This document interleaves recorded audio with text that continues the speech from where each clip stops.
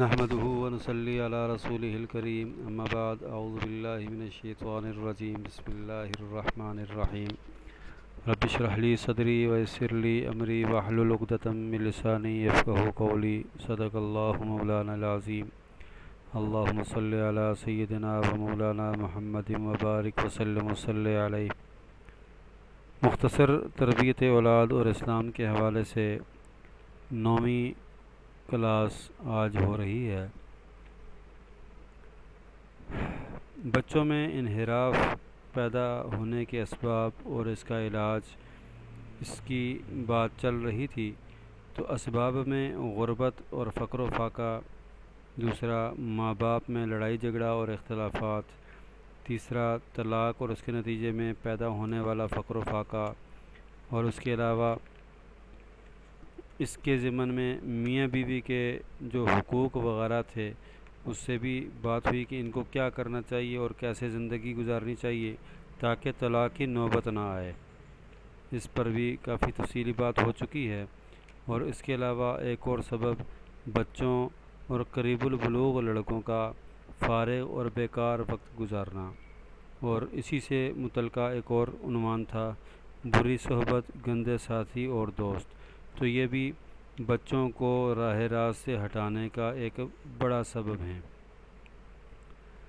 اس کے علاوہ ایک اور بڑا سبب بچوں کو راہ راست سے ہٹانے کا، ان کے بگاڑ کا، وہ والدین کا نامناسب اور برا برتاؤ۔ علماء تربیت اس پر متفق ہیں کہ والدین اور مربی اگر بچے کے ساتھ سخت اور ترش رویہ اختیار کریں گے، مار پیٹ یا ڈانٹ ڈپٹ کر کے اس کو آداب سکھائیں گے، یعنی ہر وقت ڈانٹتے رہنا، صبح ہو اور رات تک سونے سے پہلے تک ڈانٹ ڈپٹ چل رہی ہے، ہر وقت وہ جوتا ہاتھ میں اٹھایا ہوا ہے یا ہاتھ میں کوئی ڈنڈا سوٹی وغیرہ اٹھائی ہوئی ہے اور تھپڑ وغیرہ لگ رہے ہیں، اور اسی میں وہ کوشش کر رہے ہیں کہ ان کو آداب بھی سکھائیں، تو ایسا قطعاً نہیں ہوگا۔ طنز کرنا اور سخت سست الفاظ کہنا کہ تم ایسے ہو اور بددعائیں نکالنا اور اس کے مرنے کی دعائیں کرنا، تو یہ چیزیں جو ہیں وہ اس سے بچوں کی اخلاقی عادات متاثر ہوتی ہیں اور ان کے اندر خوف اور ڈر کی کیفیات پیدا ہو جاتی ہیں جو بعد میں انتہائی نقصان کا باعث بن سکتی ہیں۔ تو علماء تربیت اس پر متفق ہیں کہ والدین اور مربی اگر بچے کے ساتھ سخت و ترش رویہ اختیار کریں گے، مار پیٹ یا ڈانٹ ڈپٹ کر اس کو آداب سکھائیں گے اور وہ ہمیشہ ذلت اور رسوائی کا نشانہ بندہ رہے گا اور اس کی تحقیر اور تذلیل کی جاتی اور مذاق اڑایا جاتا رہے گا، تو اس کے اخلاق و عادات میں اس کا رد عمل ظاہر ہوگا، یعنی اس کی عادت بھی یہی بن جائے گی کہ جب بھی وہ کسی سے بات کرے گا تو غصے سے کرے گا، ڈانٹ ڈپٹ کر کرے گا، تحقیر اور تذلیل کر کے بات کرے گا، اور دوسرا اس کے کام میں خوف اور ڈر کی جھلک نمایاں ہوگی، اور بعض اوقات خودکشی، والدین کے ساتھ لڑائی جھگڑے اور قتل کی نوبت بھی آ سکتی ہے، یعنی وہ بچہ اپنے والدین کو یا والدین بچے کو یا بچہ کسی اور کو قتل کر دے۔ ظالمانہ سختی اور مار پیٹ سے بچنے کے لیے وہ گھر سے بھاگ بھی سکتا ہے، باغی بن سکتا ہے، اور ایسا بھاگا ہوا بچہ معاشرے میں مجرم بنتا ہے۔ اور انحراف اور بدکرداری اس میں نمایاں ہوتی ہے۔ اسلام نے والدین اور مربیوں کو بلند اخلاق، نرم مزاجی، شفقت، رحم دلی کا مظاہرہ کرنے کا حکم دیا تاکہ بچوں کی نشو و نما صحیح ہو، ان میں جرأت اور خود اعتمادی پیدا ہو اور یہ محسوس کریں کہ وہ قابل احترام اور عزت اور مرتبہ کے مالک ہیں۔ اللہ تعالیٰ نے انصاف، خیر خواہی اور قرابت داروں کو دینے کا حکم دیا ہے۔ اللہ تعالیٰ نے انصاف، خیر خواہی اور قرابت داروں کے ساتھ اچھا سلوک کرنے کا حکم دیا ہے۔ غصہ پینے اور عفو درگزر کو سراہا ہے کہ بشری تقاضے کی وجہ سے یا کسی بھی چیز کی وجہ سے اگر آپ کو غصہ آ گیا ہے تو اس کو برداشت کریں، صبر کریں اور عفو درگزر کریں۔ اللہ پاک نرمی کو پسند فرماتے ہیں، سختی کو موجب نفرت قرار دیا اور اگر نرمی انسانی شکل میں ہوتی تو اس سے زیادہ خوبصورت اور سختی اور غلظت سے بدتر کوئی چیز نہ ہوتی۔ یعنی اگر نرمی کو انسانی شکل قرار دیا جائے تو اس سے زیادہ خوبصورت اور کوئی چیز نہ ہوتی، اور سختی اور غلظت کو اگر انسانی شکل قرار دیا جائے یا کسی شکل میں اس کو لایا جائے اور پھر مقابلہ کیا جائے تو اس سے بری چیز کوئی بھی نہ ہوگی۔ بچوں پر شفقت کر کے انہیں اپنا مطیع بنا کر خدا کی رحمت کے مستحق بنیے۔ مربی حضرات کو بچوں پر شفقت کر کے انہیں اپنا مطیع فرما بردار بنانا چاہیے، اور یہ بنا کر وہ خدا کی رحمت کے مستحق بن سکتے ہیں۔ وہ رحم، حدیث میں آتا ہے کہ رحم کریں گے تو آپ پر رحم کیا جائے گا، لہذا نرمی برتیے تاکہ آپ کے بچے سیدھے راستے پر چلیں۔ اور اگر آپ نے بچوں کے ساتھ ٹیڑھا راستہ اختیار کیا، زیادہ سختی برتی، دردناک سزا دی، تو یہ ان کے ساتھ زیادتی ہوگی اور وہ نافرمان اور منحرف ہو جائیں گے، جس کا سبب آپ کی غلط تربیت ہوگی۔ ایک صاحب نے حضرت عمر رضی اللہ تعالیٰ عنہ سے اپنے بیٹے کی نافرمانی کی شکایت کی۔ ایک صاحب نے حضرت عمر رضی اللہ تعالیٰ عنہ سے اپنے بیٹے کی نافرمانی کی شکایت کی۔ حضرت عمر رضی اللہ تعالیٰ عنہ نے اس کو بلا کر ڈانٹا، یعنی اس کے بیٹے کو۔ لڑکے نے کہا، امیر المومنین، کیا باپ پر لڑکے کا کوئی حق نہیں ہوتا؟ فرمایا، کیوں نہیں؟ عرض کیا کہ وہ حق کیا ہے؟ فرمایا، اس کے لیے اچھی ماں تلاش کرے، اچھا نام رکھے، قرآن کریم کی تعلیم دے۔ لڑکے نے کہا، امیر المومنین، میرے والد نے ان میں سے کوئی حق ابھی ادا نہیں کیا۔ میری والدہ ایک مجوسی کی حبشی باندی ہیں، میرا نام جعل ہے۔ جعل سیاہ فام بدصورت کو کہا، مجھے قرآن کریم کی تعلیم بھی نہیں دی۔ تو حضرت عمر رضی اللہ تعالیٰ عنہ ان صاحب کی طرف متوجہ ہو کر گویا ہوئے، تم میرے پاس اپنے بیٹے کی نافرمانی کی شکایت لائے تھے، تم نے اس کے نافرمان بننے سے پہلے خود اسے نافرمان بنا دیا، یعنی تم نے اپنے بچے کو بگاڑ کے رکھ دیا۔ پہلے تم نے اس کے ساتھ برا معاملہ کیا۔ بچے جگر گوشہ اور پشت کا سہارا ہیں، ماں باپ ان کے لیے ہموار زمین اور سایہ فگن آسمان ہوتے ہیں۔ وہ اگر مانگے تو دیجیے، ناراض ہوں تو انہیں راضی کیجیے، وہ آپ سے محبت کرنے لگیں گے۔ زیادہ سختی مت کریں ورنہ وہ آپ کی زندگی سے تنگ ہو جائیں گے اور آپ کے مرنے کی تمنا کریں گے۔ یہ نصیحتیں کی حضرت عمر رضی اللہ تعالیٰ عنہ نے کہ پہلے آپ نے اس بچے کو خود نافرمان بنایا اور اس کے ساتھ برا سلوک کیا۔ بچے جو ہوتے ہیں وہ تو جگر ہوتے ہیں، جگر کا گوشہ ہوتے ہیں، پشت کا سہارا ہوتے ہیں۔ والدین جب بڑے ہو جائیں تو یہی بچے ان کا سہارا بنتے ہیں، اور ماں باپ ان کے لیے ہموار زمین اور سایہ فگن آسمان ہوتے ہیں۔ یعنی بچے کیونکہ بچے ہوتے ہیں تو ماں باپ ان کے لیے زمین بنتے ہیں، اور زمین بھی ہموار، جس پہ گرنے کا کوئی خطرہ نہیں ہوتا، اور آسمان کے نیچے ایک سائے کی مانند ہوتے ہیں تاکہ ان پر دھوپ وغیرہ کوئی اثر انداز نہ ہو۔ اور اگر بچے مانگیں تو ان کو دینا چاہیے، اگر وہ ناراض ہوں تو انہیں راضی کرنا چاہیے، وہ آپ سے محبت کریں گے۔ زیادہ سختی کریں گے تو وہ آپ کی زندگی سے تنگ ہو جائیں گے، یار یہ کون سی مصیبت سر پہ پڑ گئی ہے، اس سے بہتر ہے کہ ماں باپ کے بغیر ہی زندگی گزاری جائے، تو وہ آپ کے مرنے کی دعا کریں گے، مرنے کی تمنا کریں گے۔ تو ایسا نہیں کرنا چاہیے۔ مربی حضرات کو بچوں کی تربیت کے حوالے سے پھونک پھونک کے قدم رکھنا چاہیے، اور کوئی ایسا قدم نہیں اٹھانا چاہیے جو بچوں کے بگاڑ کا ذریعہ بنے، اور یہی بگاڑ آپ کے لیے پریشانی کا باعث بنے گا۔ بچوں کی اخلاقیات کے بگڑنے کا ایک بنیادی اور بڑا سبب غیر اخلاقی اور جرائم پر مشتمل فلمیں دیکھنا، ٹی وی، سینما، تھیٹر بینی، C D, D V D, پیئر dish, cable T V, internet, mobile, بہت ساری ایسی خطرناک چیزیں جو روز بروز آ رہی ہیں، سوشل میڈیا وغیرہ، تو اس پر مجرمانہ واقعات کا دکھانا یا دیکھنا، حیا سوز مناظر، گندی فلمیں، آبرو باختہ عورتوں کا مردوں سے بے محابہ اختلاط، لڑکوں لڑکیوں کی کجروی، اخلاقی دیوالیہ پن اور گمراہی کا، یہ ساری چیزیں گمراہی کا بنیادی سبب ہیں۔ اس طرح غلط اخلاق اور جنسی ڈائجسٹ، ناول، رسالے، جو شہوت انگیز قصوں پر مشتمل ہوتے ہیں، یہ چھوٹے بڑوں سب کے اخلاق خراب کرتے ہیں، اور یہ چیزیں خاص طور پر بچوں کے دل و دماغ پر نقش ہو جاتی ہیں اور ناسمجھی میں وہ ان کی پیروی کرتے ہیں۔ ان پر نہ والدین کی نصیحت کا اثر ہوتا ہے اور نہ مربیوں کی، تربیت کرنے والوں کی اور اساتذہ کی تعلیمات کا کوئی اثر ہوتا ہے۔ دین اسلام نے تربیتی قواعد کے ذریعے والدین اور تربیت کرنے والوں کے سامنے بچوں کی تربیت کے سلسلے میں ایک شاندار نظام اور بھرپور طریقہ اصلاح پیش کیا جو کہ درج ذیل ہے۔ نمبر 1، بچوں کو ایسی چیزوں سے بچانا جو ان کے یا ان کے والدین کے لیے اللہ جل شانہ کی ناراضگی اور جہنم کے واجب ہونے کا ذریعہ بنے، تو ان سے بچانا ضروری ہے۔ ایسی چیزیں جو ان کے یا ان کے والدین کے لیے اللہ جل شانہ کی ناراضگی اور جہنم کے واجب ہونے کا ذریعہ بنیں، تو ایسی چیزوں سے بچانا ضروری ہے۔ یہی حکم خداوندی ہے۔ تربیت کرنے والوں، مربیوں اور والدین کو اپنی ذمہ داری اور فریضہ کو محسوس کرنا چاہیے۔ اس بارے میں ان سے باز پرس ہوگی۔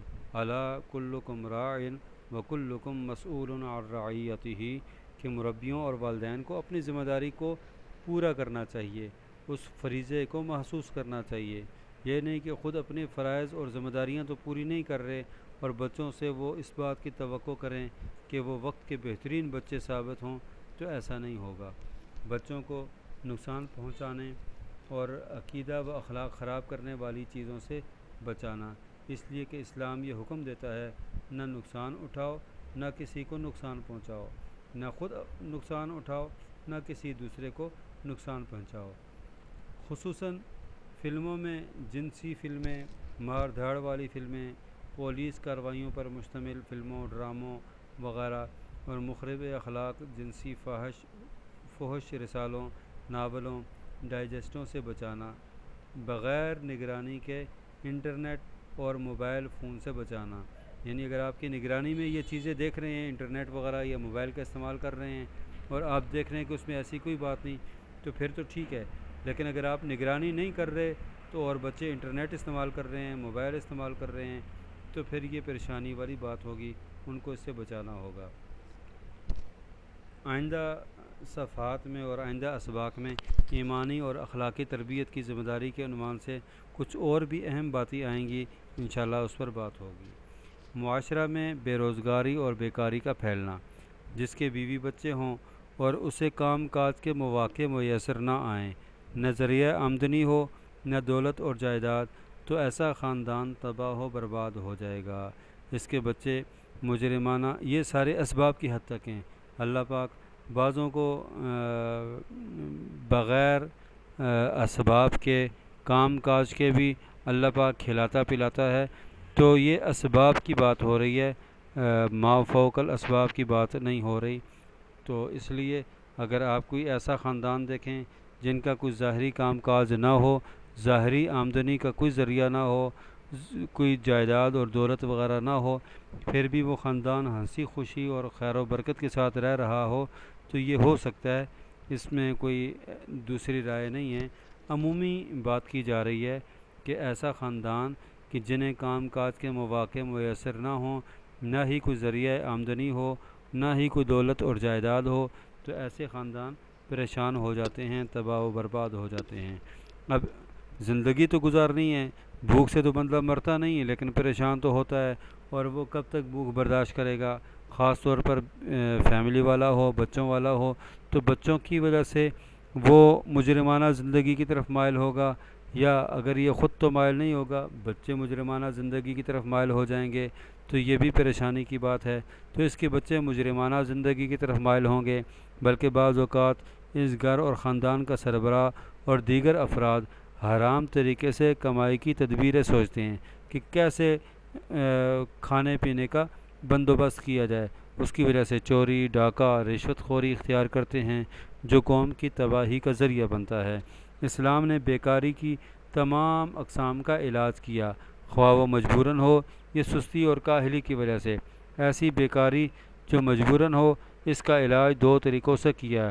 نمبر 1، حکومت پر لازم کیا کہ وہ لوگوں کے لیے کمائی کے راستے اور اسباب مہیا کرے، اور دوسرا معاشرہ اور قوم ایسے شخص کی امداد کریں۔ صاحب ثروت لوگ، مالدار، صاحب حیثیت لوگ ایسے افراد کی مدد کریں۔ حکومت روزگار کے مواقع فراہم کرنے کی ذمہ دار ہے۔ ایک انصاری صحابی رضی اللہ تعالیٰ عنہ نے آپ صلی اللہ علیہ وسلم سے سوال کیا کہ میرے ساتھ تعاون کریں۔ آپ صلی اللہ علیہ وسلم نے انہیں اس سے روکا کہ سوال نہ کرو، میرے پاس آؤ۔ پوچھا کہ آپ کے پاس کیا ہے؟ انہوں نے کہا جی کہ میرے پاس تو کچھ بھی نہیں ہے، ہاں ایک ٹاٹ ہے، ٹاٹ کا کپڑا ہے، اور ایک پیالہ ہے جو میرے استعمال میں ہے۔ آپ نے کہا کہ وہ میرے پاس لے آؤ۔ وہ لے کے آ گئے تو آپ صلی اللہ علیہ وسلم نے اس کی نیلامی کی۔ صحابہ اکرام سے پوچھا کہ کون شخص ہے کہ جو یہ دونوں چیزیں خرید لے؟ ایک صحابی نے عرض کیا یا رسول اللہ، میں 1 درہم کا اس کو خریدتا ہوں۔ آپ صلی اللہ علیہ وسلم نے فرمایا اچھا، کوئی اور ہے جو اس سے زیادہ خریدے؟ تو ایک اور صحابی اٹھے اور انہوں نے کہا جی میں 2 درہم کے بدلے میں یہ خرید لیتا ہوں۔ آپ صلی اللہ علیہ وسلم نے وہ دونوں چیزیں اس سے لے کے اس صحابی کو دے دیں اور 2 درہم لے لیے۔ فرمایا کہ 1 درہم سے گھر کے لیے اشیاء خورد و نوش لے لو، اور دوسرے سے کلہاڑی لے کر میرے پاس آؤ۔ تو اس شخص نے کلہاڑی لی اور آگے جو لوہے کا وہ ہوتا ہے وہ لے کے آگے، تو آپ صلی اللہ علیہ وسلم نے اس میں لکڑی کا دستہ لگا کے فرمایا کہ اب لکڑیاں کاٹو اور بیچو، اور 15 دن سے پہلے میرے پاس نہ آنا، 15 دن کے بعد آنا۔ وہ شخص چلا گیا اور جا کر وہ جنگل میں لکڑیاں کاٹتا، اس کو بیچتا، کاٹتا بیچتا، کاٹتا بیچتا۔ 10-15 دن بعد وہ جب واپس آیا تو 10 درہم جمع کر کے لایا۔ ان میں سے کچھ سے کپڑے اور کچھ سے کھانے پینے کا سامان خرید لیا۔ آپ نے فرمایا یہ محنت مزدوری تمہارے لیے مانگنے سے بہتر ہے، اس لیے کہ مانگنے کی وجہ سے قیامت کے روز چہرے پر سیاہ نقطہ پڑا ہوگا۔ ایسے حضرات کی بیکاری کے زمانے میں لوگوں کو ان کی مدد کرنا چاہیے، اور مدد کئی طریقے سے ہو سکتی ہے کہ ان کو راشن لے کے دے دیں، ان کے ساتھ مالی تعاون کریں، یا ان کے لیے کوئی روزگار کا بندوبست کریں، جیسے آپ صلی اللہ علیہ وسلم نے اس شخص کے لیے روزگار کا ایک بندوبست کیا۔ اگر وہ اس کو اس موقع پہ 2-4 درہم دے دیتے تو 1-2 دن گزر جاتے، پھر وہ دوبارہ مانگنے کے لیے آ جاتا، پھر اس کو کے ساتھ کوئی اگر 1-2 روپیہ دے دیتا، پھر کچھ وقت کے بعد پھر وہ دوبارہ آ جاتا، تو یہ مانگنا اس کی عادت بن جاتی، اور مانگنے والے کی عادت انتہائی بری بات ہوتی ہے کہ پھر وہ محنت مزدوری کے قابل نہیں رہتا۔ اس کی خواہش ہوتی ہے کہ بس خاموشی سے کوئی میری مدد کرتا رہے اور میں بھیک مانگ مانگ کے گزارا کرتا رہوں، تو یہ پیشہ اس کا بن جائے گا بھیک مانگنا۔ تو ایسے لوگوں کو انتہائی ایمرجنسی ہو تو تعاون کرنا چاہیے، ورنہ ان کے لیے کوئی کاروبار کا، کوئی ان کے روزگار کا بندوبست کرنا چاہیے، جیسے کہ آپ صلی اللہ علیہ وسلم نے صرف 2 درہم اسی کے مال و اسباب سے جمع کر کے اس کو دیے، اور 1 درہم سے اس کے کھانے پینے کا بندوبست کروایا، اور 1 درہم سے اس کے لیے کلہاڑے کا، اور کلہاڑا اس کو دے کے اس کے ساتھ دستی لگا کے اس کو طریقہ بتا دیا کہ اب جاؤ اور جنگلوں سے لکڑیاں کاٹو اور فروخت کرو، اور 15 دن بعد وہ 10 درہم لے کے آ گیا، تو اس میں اللہ پاک نے کاروبار میں برکت دے دی۔ فرمایا جس کے پاس فاضل سواری ہو، فالتو سواری ہو یا توشہ ہو وہ اسے دے دے، جس کے پاس سواری یا توشہ نہیں ہے۔ مومن ایسا نہیں کرتا کہ اپنا پیٹ بھر لے اور اس کا پڑوسی بھوکا رہے، اور اگر کوئی شخص مالداروں کے ارد گرد، یعنی جہاں مالدار لوگ رہتے ہیں، تو اس کے ارد گرد رہ کر بھوک یا عدم توجہ کی وجہ سے مر گیا، تو اللہ تعالیٰ اور اس کے رسول صلی اللہ علیہ وسلم ان مالداروں سے بری ہوں گے، یعنی اب ان کی کوئی حفاظت اللہ کے ذمے نہیں رہی، اور نہ ہی رسول صلی اللہ علیہ وسلم ایسے لوگوں کے لیے سفارش کریں گے۔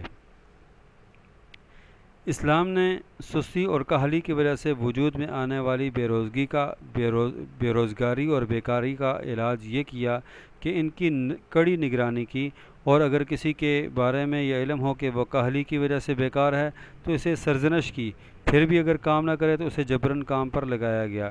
حضرت عمر رضی اللہ تعالیٰ عنہ نے ایک ایسی جماعت سے پوچھا کہ تم کون ہو؟ کہا متوکل، اللہ پر بھروسہ کرنے والے۔ فرمایا جھوٹ بولتے ہو، متوکل تو اسے کہتے ہیں جو بیج بو کر اللہ تعالیٰ پر توکل کرے، اور توکل یہ نہیں کہ ہاتھ پہ ہاتھ رکھ کر بیٹھ جائے۔ سونا چاندی آسمان سے نہیں برستے۔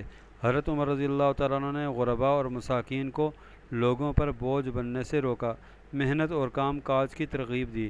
زکوٰۃ، خیرات وقتی حاجات پوری کرنے کے لیے دی جاتی ہیں، معطل اور بیکار بننے کے لیے نہیں۔ بڑے کام کی بات ہے کہ زکوٰۃ اور خیرات یہ وقتی ضروریات کو پورا کرنے کے لیے، ایمرجنسی ضروریات کو پورا کرنے کے لیے دی ہیں، معطل اور بیکار بننے کے لیے نہیں۔ البتہ بوڑھوں اور معذوروں کی کفالت حکومت کے ذمہ ہے۔ حضرت عمر رضی اللہ تعالیٰ عنہ نے ایک بوڑھے یہودی کو بھیک مانگتے دیکھ کر اپنے پاس سے دیا اور بیت المال سے وظیفہ مقرر کر دیا، اور اس طرح کے لوگوں کی دیکھ بھال رکھنے کا حکم دیا کہ جو بالکل انتہائی بوڑھے ہو چکے ہوں، اب وہ محنت مزدوری کے قابل نہیں، یا معذور لوگ ہیں، بیمار لوگ ہیں اور محنت مزدوری نہیں کر سکتے، تو بیت المال ان کی کفالت کرے، اور اگر بیت المال اپنی ذمہ داری پورا نہ کرے تو مالدار لوگوں کو ایسے لوگوں کی کفالت کرنی چاہیے۔ اسی طرح اگر والدین اپنی ذمہ داری کو پورا نہ کریں اور تربیت سے کنارہ کش ہو جائیں تو بچے وہ بگڑ جاتے ہیں اور وہ خراب ہو جاتے ہیں۔ بچوں کی بے راہ روی کا ایک سب سے بڑا سبب یہ بھی ہے کہ اس سلسلے میں ماں پر بڑی ذمہ داری عائد ہوتی ہے، اور وہ ایک مدرسہ ہے۔ ماں مدرسہ ہے۔ ماں بھی باپ کی طرح مسئول اور ذمہ دار ہوتی ہے۔ پیدائش سے جوانی تک بچہ زیادہ تر ماں کے ساتھ رہتا ہے۔ عورت کو شوہر کے گھر کا رکھوالا قرار دیا ہے، اور اس سے اس کی رعایا کے بارے میں باز پرس ہوگی، یعنی جو آپ کے زیر تربیت ہیں، زیر نگرانی ہیں، تو ان کی نگرانی کے حوالے سے آپ سے باز پرس ہوگی۔ کلکم راعٍ وکلکم مسئول عن رعیتہ۔ تربیت کے سلسلے میں ماں کو باپ کا ہاتھ بٹانا چاہیے۔ ایسا بچہ واقعی یتیم ہوتا ہے جس کے ماں باپ دوسرے کاموں میں لگے رہیں اور اس کی تربیت پر توجہ نہ دیں، تو ایسے بچے مجرم اور بے راہ رو بنتے ہیں، خصوصاً اگر ماں باپ بھی راہ راست پر نہ ہوں، آوارہ گردی میں مشغول رہتے ہوں۔ جو بچے ناقص اور آوارہ عورتوں کا دودھ پئیں گے وہ انہی کی طرح بنیں گے۔ اگر یہ دونوں اس سلسلے میں کوتاہی کریں گے تو دردناک عذاب کے مستحق بنیں گے۔ نبی اکرم صلی اللہ علیہ وسلم نے مرد کو گھر کا نگہبان قرار دیا، اور اس سے اس کی رعایا کے سلسلہ میں باز پرس ہوگی۔ جو اس کے گھر میں رہنے والے افراد جو اس کے ماتحت ہیں، تو اس سلسلے میں اس سے پوچھا جائے گا کہ تم نے ان کے حقوق کا کیا خیال رکھا، تم نے اپنے فرائض کو کس حد تک پورا کیا، تم نے ان کی تربیت کیسے کی۔ اسی طرح اگر اس کی رعایا میں اس کے گھر کے افراد میں کوئی ملازمین وغیرہ ہیں تو اس کے بارے میں بھی اسے پوچھا جائے گا۔ اور عورت کو شوہر کے گھر کا رکھوالا قرار دیا، مرد کو نگہبان اور عورت کو رکھوالا۔ اس سے اس کے ماتحتوں کے بارے میں سوال ہوگا۔ آپ صلی اللہ علیہ وسلم نے اولاد اور اہل و عیال کو ادب سکھانے، اچھی تربیت، شریعت کے احکامات پر عمل کرانے اور حرام سے بچانے کا حکم دیا ہے، اور اسے دوزخ کی آگ سے بچاؤ کی تدبیر قرار دیا کہ اگر ایسے کام کرو گے تو دوزخ کی آگ سے بچنے کے تدابیر اختیار کر لو گے۔ فرمایا بچوں کو نبی صلی اللہ علیہ وسلم اور آپ کے اہل بیت سے محبت اور قرآن کریم کی تلاوت سکھاؤ، اس لیے کہ حاملان قرآن عرش کے سائے تلے ہوں گے۔ بچوں کی تربیت میں اس بات کو بھی شامل کرنا چاہیے کہ وہ نبی کرم صلی اللہ علیہ وسلم سے محبت کریں، آپ صلی اللہ علیہ وسلم کے اہل بیت سے محبت کریں، اور قرآن مجید کے ساتھ محبت اور تعلق کو مضبوط کریں۔ اور تعلق مضبوط کب ہوگا؟ جب قرآن مجید کی تلاوت ہوگی، اس کو سیکھا اور سکھایا جائے گا۔ قرآن مجید کی تلاوت کرنے والے وہ حاملین عرش کے سائے تلے ہوں گے۔ حاملان قرآن یعنی قرآن کی حفاظت کرنے والے، قرآن کے ساتھ تعلق جوڑنے والے، وہ عرش کے سائے تلے ہوں گے۔ بچوں کے بگاڑ کا ایک اور بنیادی سبب وہ یتیم ہونا بھی ہے۔ یہ بھی ایک بنیادی سبب ہے کہ جس میں سر پر ہاتھ رکھنے، تربیت اور دیکھ بھال کرنے والا کوئی نہیں ہوتا، جس کا کوئی نہیں ہوتا دنیاوی اسباب میں، تو عموماً وہ بچہ بگڑ جاتا ہے کہ لوگ ایسے لوگوں کی تربیت نہیں کرتے کہ وہ ان کی ذمہ داری تو ہوتے نہیں، ماں باپ نہ ہوں تو کوئی بھی دیکھ بھال کرنے والا نہیں ہوتا، جب دیکھ بھال کرنے والا نہ ہو تو یہ بچہ بگڑ سکتا ہے۔ اس لیے اسلام نے ایسے بچہ کی کفالت کی ترغیب دی کہ اگر کوئی یتیم بچہ ہو تو یتیموں کی کفالت کریں اور اس کے ساتھ ظلم نہ کریں، اچھا برتاؤ کریں تاکہ وہ باکمال افراد بنیں اور بگڑنے سے بچیں۔ یتیم بچے کے سر پر ہاتھ پھیرنے والا شفقت کے ساتھ ہر بال کے بدلے ایک نیکی ملتی ہے، اور اس کی کفالت کرنے والا جنت کا مستحق بنتا ہے، اسے آپ صلی اللہ علیہ وسلم کی معیت نصیب ہوتی ہے۔ یہ ہیں وہ بنیادی وجوہات جو بچوں کے انحراف اور فساد کے اہم اور بنیادی عوامل ہیں، لہذا ان کا تدارک اور کرنا چاہیے اور اس کا علاج کرنا چاہیے، اور اس کا جو علاج اسلام نے مقرر کیا ہے اسے اختیار کرنا چاہیے تاکہ بچے پاکیزہ روح اور پاکیزہ باطن اور فرشتہ صفت انسان بنیں۔ اگر ہم ان چیزوں کا خیال کریں گے تو بچے پاکیزہ بن جائیں گے، معصوم تو نہیں لیکن محفوظ بنیں گے۔ معصوم تو انبیاء کا طبقہ ہے کہ وہ ہر قسم کے گناہوں سے معصوم ہیں، ان کے دلوں میں کسی گناہ کا کوئی شائبہ تک نہیں آتا۔ البتہ بہت سارے طبقات اور بہت ساری شخصیات وہ گناہوں سے محفوظ ہیں، جیسے صحابہ کرام رضوان اللہ تعالی علیہم اجمعین کہ ان سے گناہوں کا صدور تو ہو سکتا تھا لیکن اللہ پاک نے ان سے معاف کر دیا اور ان کو اپنے اس حفاظت میں لے لیا، تو اس لیے ان کو محفوظ قرار دیا۔ تو اولیاء بھی محفوظ ہیں کہ اللہ پاک ان کو نیکی کی ترغیب اس دائرے میں رکھتے ہیں اور برائیوں سے محفوظ رکھتے ہیں۔ تو ایسے بچے کہ جن کو آپ تربیت اسلامی کے مطابق ڈھالیں گے تو اللہ پاک ان کو بھی محفوظ رکھیں گے اور وہ معاشرے میں نیک نامی کا باعث بنیں گے اور معاشرے میں امن و امان، پیار محبت الفت کا باعث بنیں گے۔ لیکن اگر ایسے بچوں کی تربیت اچھے انداز سے نہ ہو، جن باتوں کا تذکرہ کیا گیا ان باتوں سے رکنے کا بچنے کی کوئی ترتیب نہ بنائی گئی ہو، تو یہ بچے معاشرے میں فساد اور بگاڑ کا ذریعہ بنیں گے۔ اللہ پاک عمل کرنے کی توفیق عطا فرمائے۔ یتیم سے متعلق بات ہوئی تو آپ صلی اللہ علیہ وسلم بھی یتیمی کا زمانہ گزارا، لیکن اللہ پاک کی شفقت شامل حال رہی اور اللہ پاک نے آپ کو کیونکہ تاج نبوت آپ کے سر پہ سجانا تھا تو آپ صرف یتیم نہیں در یتیم بنے اور یتیموں کے والی بنے، یتیموں کے سرپرست بنے، اور آپ صلی اللہ علیہ وسلم نے دنیا کو امن و سکون اور پیار محبت کے وہ اصول سکھلائے کہ جو لڑنے والے تھے وہ آپس میں شیر و شکر ہو گئے، اور جو ظلم و ستم کرنے والے تھے وہ عادل بن گئے، جو ایک دوسرے میں فرق رکھنے والے تھے وہ ایک دوسرے کے ساتھ پیار محبت الفت کا تعلق بنانے والے بن گئے۔